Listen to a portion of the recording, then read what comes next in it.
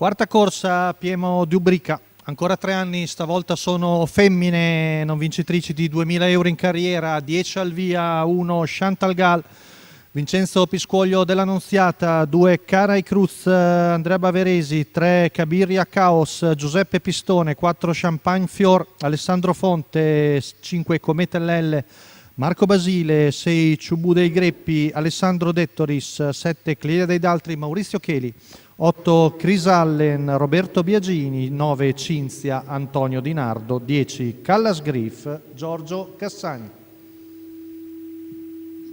Vediamo un po' in ritardo, lontano dall'ala, Ciubù dei Greppi, che parte molto piano. Stacco della macchina. Veloce, Cabiria Caos con al largo, Cometa LL, poi Champagne Fior davanti a Carai Cruz. Numero 1, l'errore di Chantal Gal. squalificato. Passa al comando la veloce Cometa LL davanti a Cabiria Caos e Champagne Fior, poi a distanza Carai Cruz. Arriviamo al primo paletto passato in 15-1. Retta di là, con in vantaggio la figlia di Rombo di Cannone con Marco Basili in sulchi, seconda posizione per Cabiria Caos e Champagne Fior.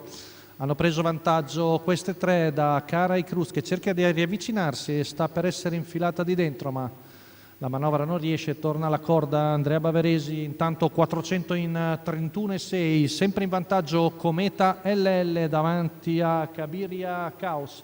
Arriviamo ai 600, intanto si muove dalle retrovie Callas Griff, che è la prima a venire all'esterno, 600 in 48,3. Passaggio davanti alle tribune, avanzano Callas Griff e Cinzia, che sfila la debuttante Cinzia e va direttamente all'attacco di Cometa LL. Insiste Antonio Di Nardo con la figlia di Ghiaccio del Nord, 15,8 qui davanti alle tribune, ma Cometa LL reagisce e con la curva cerca di rientrare all'avversaria, che insiste ancora al largo. Hanno preso un paio di lunghezze di vantaggio su Cabiria Caos, Callas Griff che è scesa alla corda a chilometro in 1,18,9, ma 14,8 per la curva. Fa sul serio la debuttante Cinzia, che insiste al largo e mette la testa davanti a Cometa LL, che reagisce comunque ancora bene, poi si avvicina minacciosa Cabiria Caos, poi Callas Griff e Champagne Fior, retta di là in 14,9.